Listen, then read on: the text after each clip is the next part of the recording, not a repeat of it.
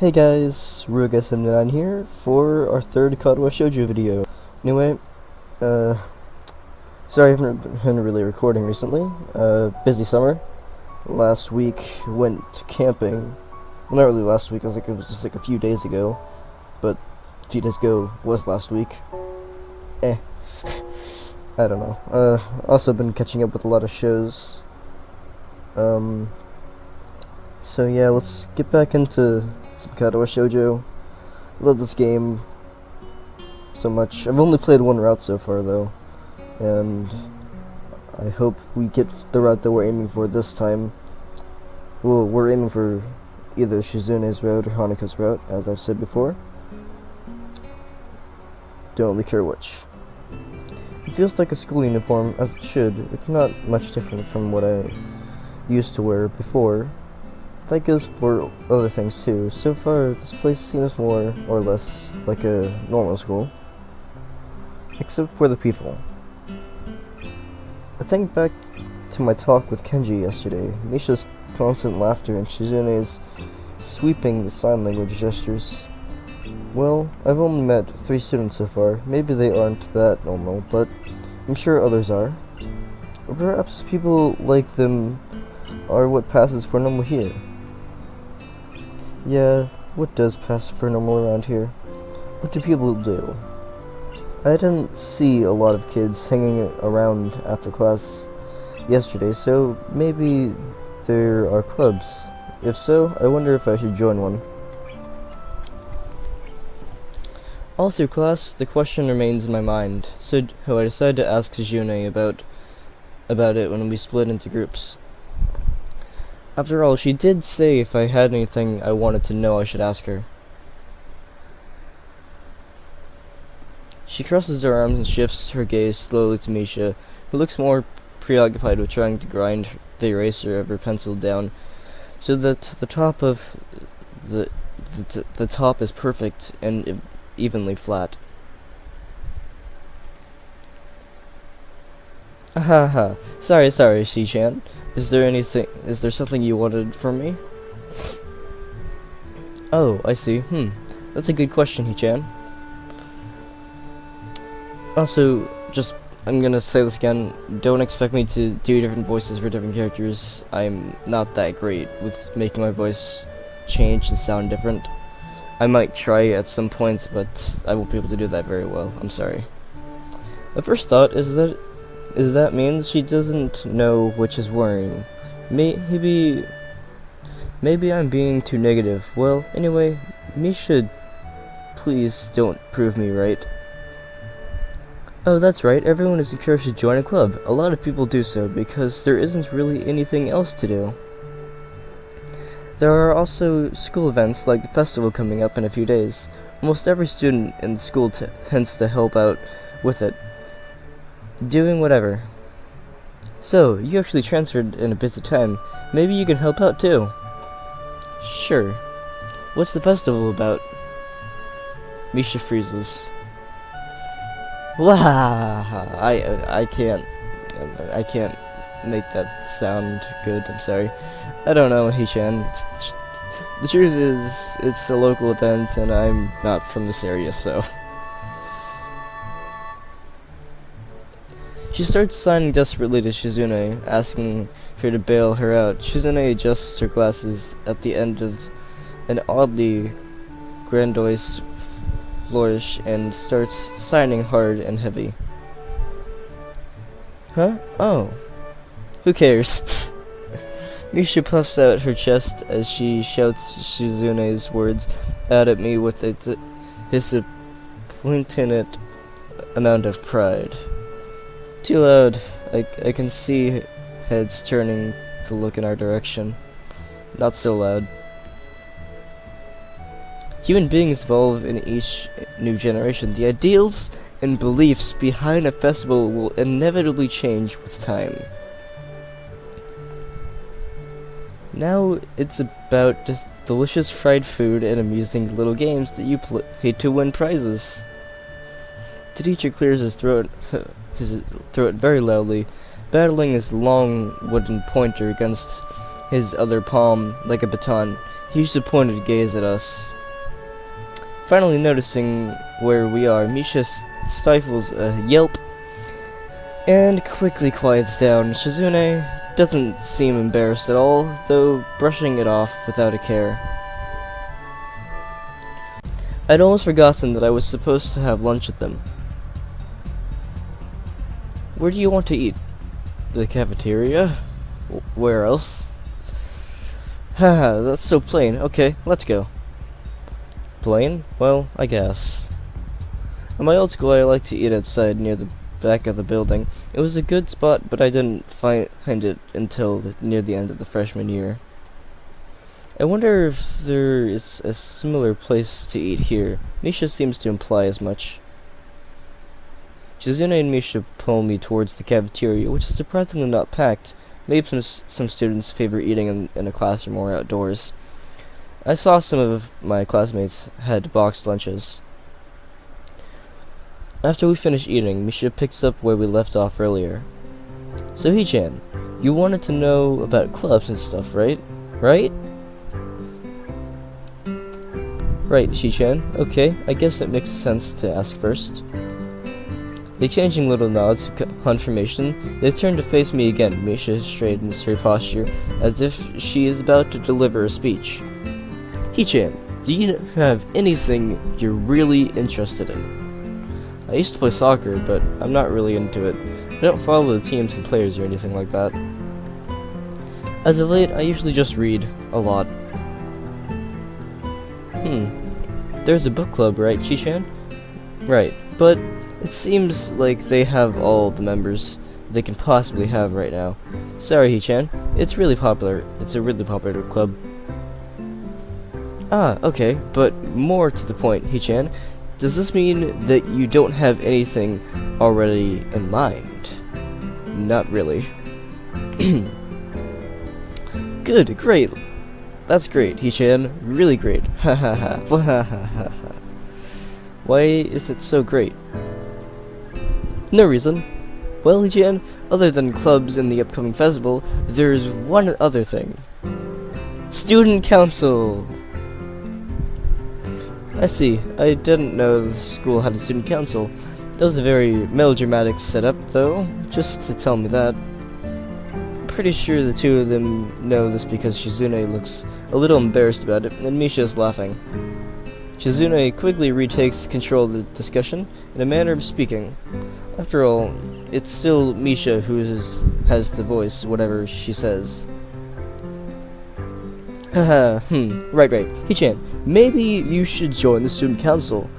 They could use more people. Yes, definitely. You should definitely join. Why? Well, for one, we could hang out every day. And, Hee-chan and I are both in the student council. Actually, Hee-chan is the president. I'm just starting to get the suspicion that Shizune and Misha might not exactly be the most unbiased people to talk to about this. As if reading my mind, Shizune quickly adjusts her glasses and signs something to Misha. Haha, of course. We're not trying to get you to join the plane just because we would obviously benefit from you joining the student council, therefore we have an incentive to try to get you to. So you're admitting that? No, we admit nothing. I mean, Hee-chan, of course, it would be nice if you joined, and we'd appreciate it. But, even without all that, joining the student council shows a healthy interest in the workings of one school. Yep, it's true, Hee-chan. Besides, don't you want to spend time with us after school, Hee-chan? I can't tell if she is being genuine, or if this is just really good acting. Both of them seem to be trying hard to look their cutest, although they are already pretty cute to begin with. Well... So it's settled then. Welcome to the student council, Hee-chan. What? No! CC-chan. Of course it wouldn't go so easily. Yep, that's right, although it would be boring if it went that smoothly. Oh well, Shi-chan owes me candy now. You were betting on it? Hey, my life is not a game. Technically it is, but oh well. Deal with it, kid. Shizune seems very intrigued by this when Misha assigns it to her. The aggressive glint returns to her eyes. Wahahaha. That's interesting, Ichan. Let's play a game. That's not what I said. How about rich man, poor man, Hichan? If you lose, you have to join the student council. No, absolutely not. Why not? Well, because you two both have the same incentive, and therefore the same goal, which is to get me to join the student council, right? Yep. Yeah, that isn't my goal, but what this means is that both of you can team up and I'll be at a clear disadvantage, so I will have to decline. Hichan, I'm very offended. Are you saying that you don't trust us, and that we would pull something so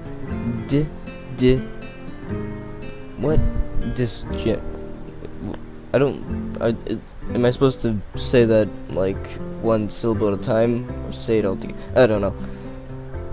Disingenerous. That makes me sad. Sorry? It's hard to tell where Shizune's influence ends and Misha's thoughts begin. In order to atone for hurting a young girl's feelings, you should definitely join the student council. No! How about a game of paper football instead of rich man, poor man? Paper football?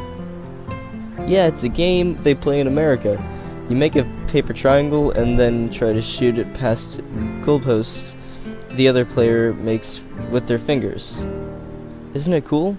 It's the ultimate form of competition between two people, Hichan. And it's also played by elementary and middle school children, Shichan. That means it's a game that really separates the boys from the men. More like the boys from the slightly older boys. Anyway, I'm not going to play that either. Just the fact that you know about it means you're probably surprisingly good at it. Haha, yeah, that's true. How did you know, Hichan? Shizune frowns at Misha, telling me that she probably wasn't supposed to admit that so readily. I wouldn't say that I'm happy with their attempts to get me into the student council, but I'm a little curious about the student council, about what it does here. I've never been on one before, or even known anyone who was a member, so it interests me. I also kind of like Shizune and Misha, so maybe it wouldn't be so bad. Okay, Hichan, how about Risk, the game of world domination? I don't know what that is. It's really fun, Hichan. You fight for control of the world with armies and everything. Sounds like Shizune would be good at that. If you want to play, we can after school. Oh really, Shichan? We can play for fun, Hichan. Shichan hasn't played in a while. So if you want to, there are no strings attached. Well, okay. Okay. Perfect. Well, see you after school in the student council room then, Hichan. Wait, why there? Because that's where we keep the game. Shizune opens the door to the student council room. It's very plain, sparsely decorated room, although it is quite large, maybe even a little larger than a classroom. While Misha's talking, Shizune takes out what looks like a board game from behind one of the filing cabinets and throws it on the table. Actually, this looks kind of interesting. After Misha spends a little too long for her liking running through the basics with a somewhat vague and confusing tutorial, Shizune cuts in and declares we should start. Shizune's aggressiveness is rubbing off onto me, and I start feeling more competitive than I intended to be when I agreed to this. Halfway into the game, while I try to ponder how to defend against Shizune's assault, from two fronts she breaks my concentration by drumming her fingers on the table to get my attention. She-chan wants you to know that you are taking too long to make a move. She-chan also says that she will let you keep Australia if you agree to join the student council. I thought this was a game with no strings attached. Just the fact that she would dangle that over my head as an offer means that she knows I care about the outcome of this game. And anyway, no! She-chan admires your fighting spirit and would be a benevolent dictator who will spare your people if you agree to join the student council. Hahaha. You're so competitive, Shizune. She seems to take this as a compliment. She says you have no chance if you keep playing like this. No, you won't. She's a point, attack aggressively. It's a trap, it's smarter to play defensive here. Oh, so I've already... Oh, that's interesting. If you've already done this before, it puts a check mark there. So I'm gonna go with the other one this time. She is either really mocking me or trying to trick me. I have nothing else to lose, although I might as well try something different. Maybe if I spread out my voice and try to control some more territories, I can recoup the advantage. Shizune seems to focus on conquering while hold nations, so maybe I can sacrifice my hold on continents. It's worth a shot. A few turns later, I end up losing the game anyway. Yeah, I won last time with the other one. Shizune adjusts her glasses victoriously and allows herself to tentatively pump a fist in the air in a celebration. Shizune leans forward suddenly, looking a lot less playful and more like the serious person I expected her to be from the start. Ichan, would you like to join the student council? She really doesn't waste any time, does she? But it's only my second day of school, so I'm hesitant about committing to something so early. I haven't even taken a look at any other clubs yet. But spending time with Shizune and Misha doesn't seem like it's something I would hate. I still need more time to think about it before I decide for sure. Maybe I'll get back to you on that. Okay, Chan, but I hope you're not just saying that so we don't feel bad. No, really. Really? Ichan, if you're going to say that, you're saying that is it definitely the truth and there can't be any mistaking it. I know, I guess I should have my revenge for losing at the very least. Shizune smiles at that in a mischievous way that feels like twisting the knife in the wound of my loss. I feel it. I take the glance at the clock on the wall and realize I've spent far longer playing Risk than I expected. Sorry, I think I have to go. I wanted to go to the library. It's not closed yet, is it? Shizune scratches her head and gestures at Misha. How hard can it be to determine whether the library is open? There's a clock, right? They're on the wall. It should be, unless the librarian is absent. I think you're right, Shi-chan. We think the library is open. It's on the second floor, can't miss it.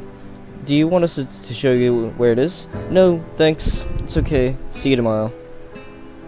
I gingerly push on the center of the door with my fingertips, every muscle in my arm ready to pull back at a moment's notice. The feeling of being an outsider to the school can't be shaken from my mind, so that I instinctively fear doing something wrong by entering.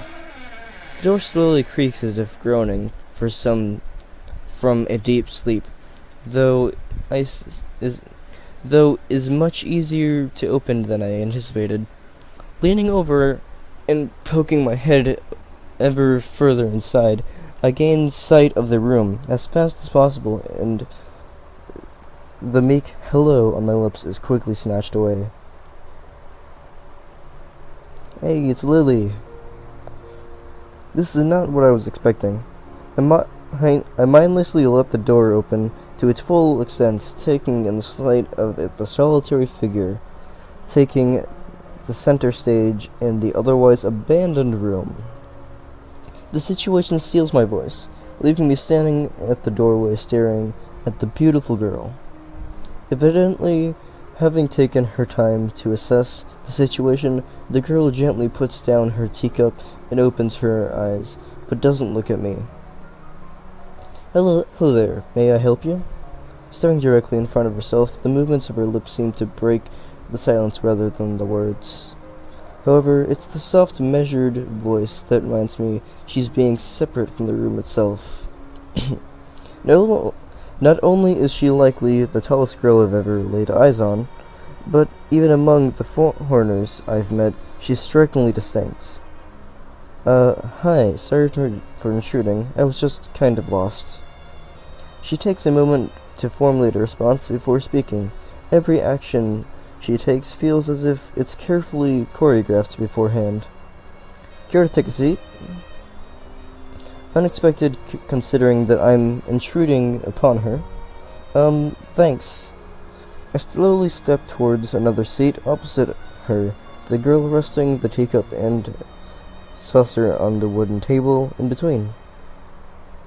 The way she doesn't track my movements with my head is telling that, and the slight cloudiness to her eyes means she must be at least partially blind, like Kenji. Come to think of that, her voice doesn't have any detectable accent either. I guess she must be half Japanese. As I take my seat, her composure takes me slightly off guard. Her air of relaxed confidence makes the silence entirely comfortable. The calming atmosphere is so very different from the student council office. I take it you're a new student to Yamaku? Yeah. I just transferred in yesterday. I get the distinct feeling my speech patterns don't match the formality of hers accented by her restrained bow of greeting, one which I hastened to match before realizing the futility of the action. I'm Lily Sato. Pleased to meet you. Hisao Naoki. She gives a nod before gesturing roughly in the direction of her teacup. Would you care her for a drink? Sure. As much as it pains me, I can't keep step with her formality in the proceedings. She gives me a kind nod, taking the request in stride. Without another word, she steps off the chair and prepares a second cup of tea from a collection of supplies laid out along a shelf. A brush here, a brush there, her left hand often lightly touching the other side of whichever container she's pouring into. It seems to be a process she's followed dozens of times before. As I lean sideways to see around her back, she seems to use a long, dainty finger to measure the right amount of water in the cup. It's one thing to see the different disabilities the students in my class have, but it's quite another to see how everyone seems to adapt. Shizune and Misha have no problem working together to communicate to me, and Lily herself seems to have workarounds for problems I had never thought of. While I feel slightly guilty about her doing the work, she seems pleased to be following the correct process of the offer preparing the drink. So, her soft voice brings me out of the silent observance. Which room were you looking for? It's not often that this classroom is visited after school. The school library. Shizune and me. Some classmates told me it was on this floor. She finishes pouring water into the teacup and she nods. A small metallic tapping coming from the teacup indicating it's being stirred. Thanks, Sato. It tastes really nice. She smiles and quickly waves her hand in front of her face. Lily, please. There's no need to be formal. She says this in spite of her exceedingly well-bred speech. Oh well. Do you come here to drink tea often? It's a really nice place. Thinking on it, this might be her vision of the place behind my school that I liked to have lunch at. I come here fairly often during lunchtimes. My duties as class representative don't leave enough time for an official club, so a friend and I use this room for having tea. Class representative, huh? Compared to Shizune, her mannerisms seem to be almost completely opposite. While Shizune is blunt and fiercely driven, Lily seems relaxed and calm, almost aloof. Come to think of it, she might be useful for a less biased view of the school's clubs. I wonder if the school shares the same rule as my old one. Is it compulsory to join a club? It isn't, though it is encouraged. Ah, good. That's a relief. I've really let down my guard around this girl. To let such a thing slip out, the fact seems to slightly amuse her. Not wanting my tea to get cold, I finally start drinking it, as Lily does the same. As I look over to the window, over her shoulder, I notice the light coming into the room has a distinctly orange tint. Even here, time doesn't stand still. Huh? Time's gone quickly. Sorry? Right, she's blind, of course. She can't see the sun setting. It just looks like the sun is starting to set. It seems to come as a surprise to her. I guess she must have lost track of time. Sorry, I didn't mean to keep you from the library for so long. I quickly moved to allay her concern. No, it's okay. The library's still open, isn't it? The students here, considering the time, it isn't a big surprise. Everyone's probably either in the school grounds or the dorms. Yuko, are you here? She says it's to thin air since the library doesn't seem to be that the librarian doesn't seem to be present, and of course Lily can't see this. What's unexpected is that it draws a reaction. Something from under the counter thuds against it, followed by a quiet wail. Oh, what the fuck was that sound? I don't know why I made that sound.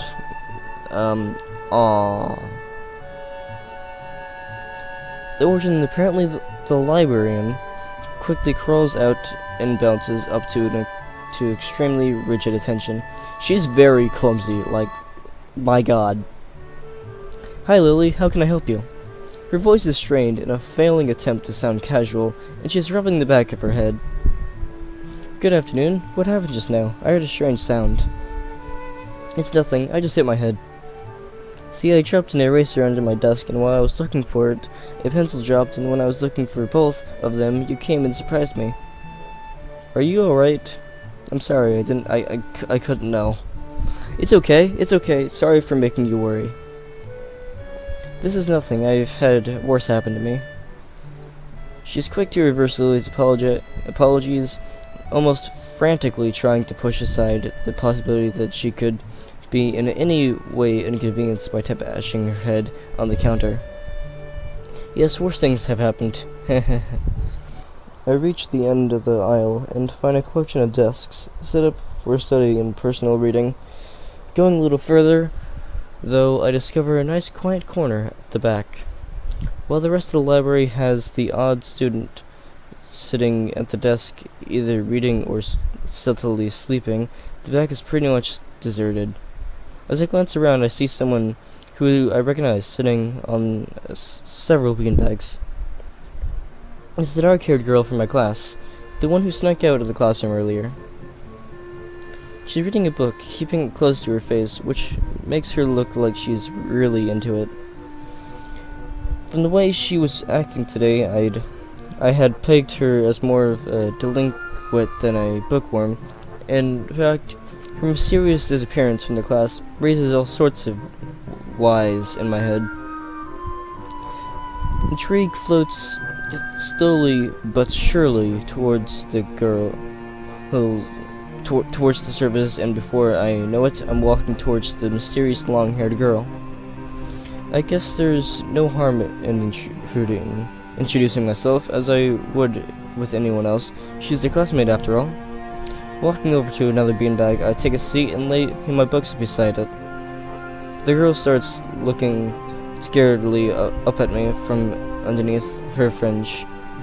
This is the first time I've seen her this close. Underneath her long, dense bangs, I can see that part of her face, and at least a third of it, if not half, is pretty badly scarred.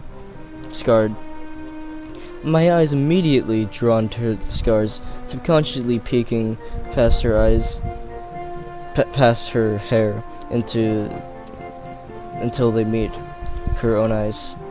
For a second I am shocked and divert my eyes to the book in her hands, before I realize that looking away probably only makes it worse. I did that last time, we're gonna go this way. Sorry, I didn't mean to startle you. It's okay. The girl certainly doesn't look like it's okay, but I let it slide. So, do you mind if I sit here? She seems to be very uncertain whether it's okay or not for me to sit, but finally she nods just a little. Okay. I take the seat next to her, and she hides herself behind her book. Life of Pi. Never heard of it. So, sorry again for startling you. I'm Isao.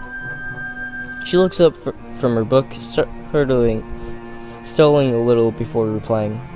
I know. We are in the same class. It's the same class. Her speech is stilted and so quiet that it is barely audible even in the still library. Somehow, I think that my delinquent impression of her was wrong. Hanako. I'm Hanako. I resist the urge to say, that's a nice name, but just to have something to say. But really, it's the only thing that I can think of.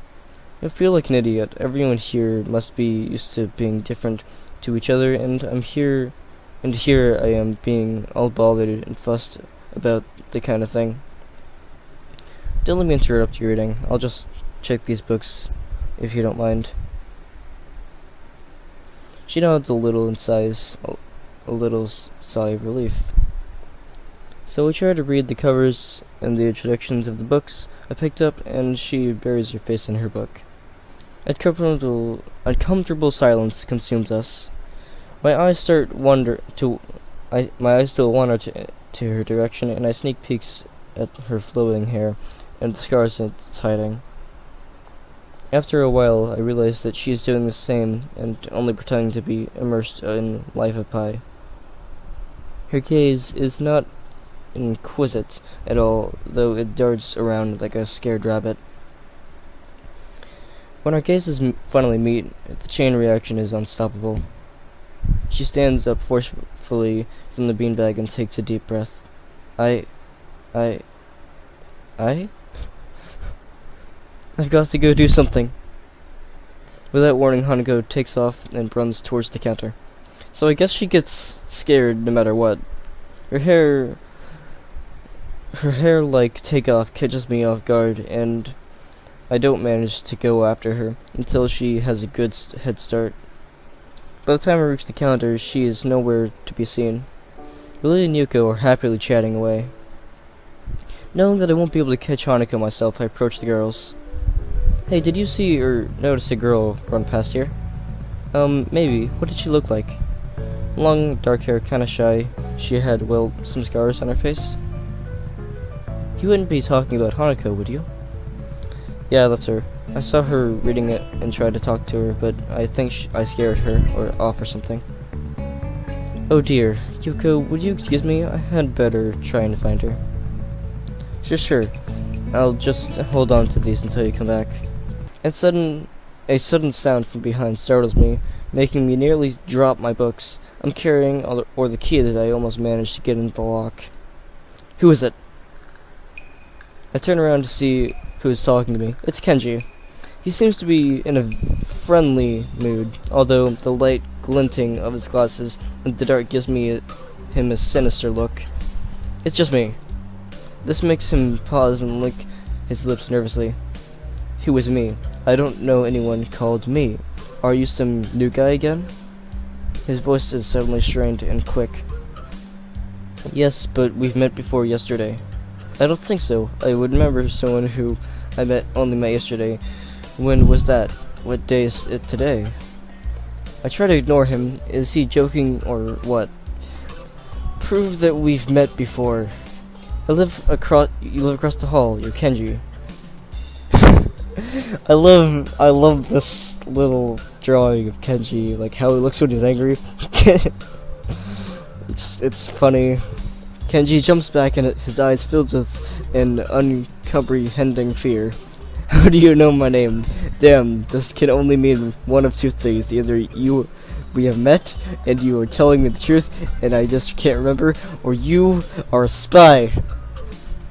He pauses. A psychic spy. His eyes dart around me, trying to peek into my room, although it's hard to believe he can't see anything through his thick glasses. His mood hung from friendly to maniac in less than a minute. I'm not psychic. How do I know that? I'm not a mind reader. Kenji points a finger in my face damningly. Unlike you! Stop that, man. We met yesterday. What's wrong with you? I live in this room. Lies. If you think you can pass as he saw because I'm legally blind, you are sorely mistaken. You don't even look like him. I mean, the semblance is real slim.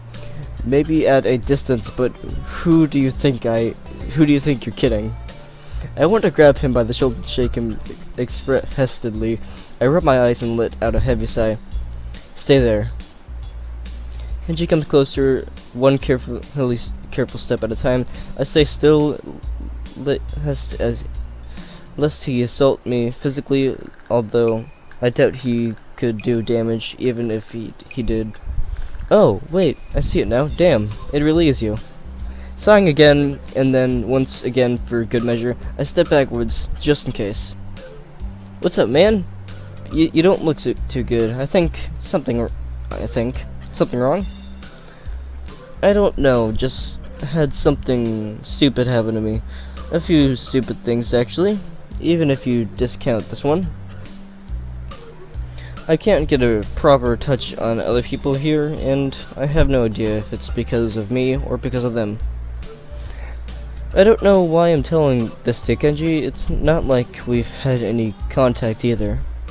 That's rough, dude. Yeah, I'm sorry about calling you a psychic spy and all, but you can never be too careful. It's the hard reality we live in. I'm slowly starting to think that Kenji isn't necessarily living in the same reality as the rest of us. Kenji is a great character. He's really funny. He's kind of mysterious to me, and I like his theme, the song that plays when he's around. You see, this is how it is. The world, there is no justice. You see, even when I lose, I win, because I don't lose the lesson. What does that even mean? It doesn't matter. He dismisses it flatly with a wave of his hand. So, what happened? Why the long face? Do you have a long face? It's nothing. I just scared some girl off accidentally. Literally, too. She actually ran away from me. Was my fault? Well, really. I think I'm not really used to all this yet. A girl? A cute one? Cute? That's a hard question. She had a nice body and really beautiful hair, but that's it. But the face. Hey. Don't make fun of people's scars. Yeah, she was cute, I guess. I knew it! There are a lot of cute girls here. I strange the disappropriate amount. I believe this one is one of the dark secrets of the school. I tried to warn you, man, but did you listen? I don't remember any such warning. Dark secrets? Yes, dark secrets, extremely dark, like a black hole. Have you noticed that the number of girls in the school is slightly but significantly higher than the number of boys? It's like 60-40. He turns his head to the left and stares off into the distance at nothing. Why is it like this? I mean, the untrained eye doesn't appear to be that bad, but that is a full 20%. One would think that a school with such a huge pool of women would be a man's dream, but no. What I am about to tell you could blow your mind. Are you ready? I don't know where this is going, but I think I wouldn't be missing much by cutting out now. No, I'm not ready. I only get as far as turning the doorknob before Kenji starts talking again, showing that he doesn't really care if my mind is blown or not. I believe that this school is a battleground, the site of a venomous infiltration. The disparity in the number of men to women is a clear sign of how far they have come. In case this Cold War turns hot, they will have superiority in numbers. The feminists. Just another skirmish in the eternal war against the forces of the feminists. They're everywhere. In Japan, women outnumber men. It's not a 60-40 split, but it's only a matter of time man. I'm pretty sure it's the other way around, but I wouldn't really know. Even in America, women are the majority by a hair. They're building up their numbers in the past. The build-up of military has always seen the clearest sign of imminent war. Japan is just this first step. Our economy is badass, and the country itself is small and isolated, yet a huge part of the Pacific in terms of political value. The perfect target. They are so cunning, as expected of women. Soon, the day will come when... Kenji's voice trails off ominously. That is why you can't trust them. They will string you along and then kill you, just as they killed me. You will end up just like me. Then how are you alive and standing in front of me? Oh, hell no. I can't stop myself from blurting it out. Hey, what the hell does that mean? You said it, not me. It's the best I can think of. So, you're not supposed to say something like that? Damn, so rude. Where was I? Oh, yeah. Vast feminist conspiracy. Stop it. Stop. I lost you way back there, somewhere around feminist infiltration. Too hard to follow. It's cool. I have some graphs and stuff in my room. And puppets. You like puppets? No puppets. You don't like puppets? Okay, graphs are still cool though, right? He speaks energetically, responding almost before I'm done talking, moving his hands in an animated way as he continues to rant on. This is too strange. I had him pegged as relatively normal, but it's clear that I was wrong. Something in your mind, dude? Just thinking about what it's like to be the last sane man in the insane world. Kenji frowns, looking deeply upset. You mean that's you? That can't be, because I'm the last sane man in the insane world. That's my dream. You can't just steal a man's dream. What the hell? You can't be two last sane men. It wouldn't be. It would invalidate the whole last part. That part is the kind of important. There can only be one, like that foreign movie where there could only be one, and in the end there was one dude left, because that was the point. I have never seen anyone talk so heatedly and so defensively about absolutely nothing before. Anyway, if you wait here I can get my graphs. Quick finish my analogy for me, be a pal. I'm going to go to bed now, it's extremely late. That doesn't sound like an analogy, but whatever. I like you. You seem to be a cool dude. Most people don't understand what I'm talking about when I try to explain the vast feminist conspiracy to them. Denial's a terrible thing. Later.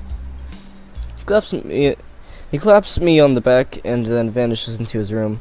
So quickly and quietly, it's like he didn't even open the door, but instead walked right through like a ghost. I don't know if I can fully digest what just happened, so I give up and just go to my room, kicking off my shoes before falling face first into bed. I mean, who understands Kenji? Seriously. He's just weird. It takes me some time to relax and get up, so I can get started on homework. It's because the sheets are cool and comforting against my cheek. It is too. and it feels good just lying there with my eyes closed. The school is like some kind of bazaar in Surreal Island. It's isolated on top of a mountain, and each person is stranger than the last. I can't seem to fit it. What irony! One would think that fitting in a place that's made for people who are unfit for anywhere else would be easy. Maybe I'm trying too hard, although I say that it doesn't help take the edge off, and the words are left echoing off my empty walls.